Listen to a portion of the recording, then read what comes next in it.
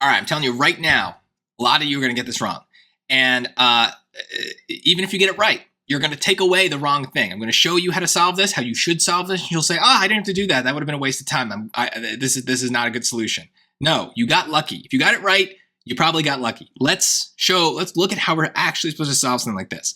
The function P models the population of Lowell T years after a census. Which of the following functions best models the population of Lowell M months after the census?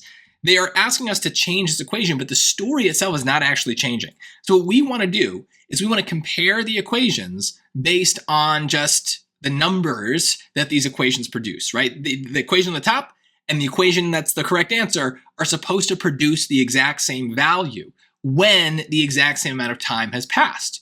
So let's make up a time. Let's arithmetize a time here, right? Let's pretend that 1 year has gone by. Now I could put this in my calculator, but even that I don't need to do. What's going to end up happening is if I use the top equation and I do P of 1, then I'm going to be multiplying 90,000 times the number 1.06. And yes, that's a number. We could get it, but I don't even need to. I just need to understand that same operation is going to happen at the end when I allow a year to pass. But now the year is going to be in terms of months. So how many months are in a year? 12. So that means when I plug 12 into the answer choices, I should still be multiplying 90,000 by 1.06. Now in choice A, right, I'd be multiplying 90,000 over 12, my handwriting's a mess, times 1.06 to the 12th. So way too many things are changing here. We're not going to be able to reduce those 12s, right? An exponent and division, they don't reduce. So this is just a giant mess of a number. I wouldn't even bother putting in my calculator. In choice B, 90,000 times 1.06, again, over 12 to the 12th. Exponents and division don't cancel in any meaningful way. This one is 90,000 times 1.06 over 12 to the 12 over 12, right? 12 over 12 is 1. So where did this 12 come from, right? I want to multiply 90,000 times 1.06. And so adding this 12 in here doesn't make any sense. But if I do the same exact thing in choice D, right, what ends up happening is I end up with 1.06 to the first because 12 over 12 is 1.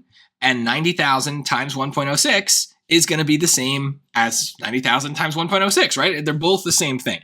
So D is the answer. Now, I realize that this question does have some weird things that maybe in hindsight were obviously wrong, right? Like why are we dividing by 12 in the equation itself? That seems weird. Some of you are going to be like, I had no idea what was going on, but that's fine. That's why we plug points into equations. That's why we make up points if we need to. But another answer that they didn't give us that I've seen in other questions is 90,000 times 1.06 times 12m,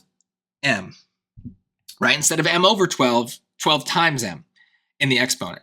And a lot of people, if that were an answer, would have picked that, being just as confident in that answer as they were maybe picking D with the m over 12. So the thing is I've seen it work both ways. Sometimes we are multiplying the exponent by a number, other times we're dividing it. It really depends on the circumstances. But the best way to deal with it is not to worry about memorizing anything other than just put in a number and test it out. See how the equations actually behave when we have numbers in there, because they will trick you. And so you need a system that, yes, maybe is a little bit longer, but prevents the error, because you can't lose points on this. If you are looking to get a 700 better on the SAT, you need to take the extra 30 seconds or whatever it is to make sure this question is right by just putting the numbers in. This wasn't as hard as it could have been, but I have seen them ask this question for now several decades of SATs, and people get it wrong all the time when the way to prevent that error is really simple. Just arithmetize a point and plug it in.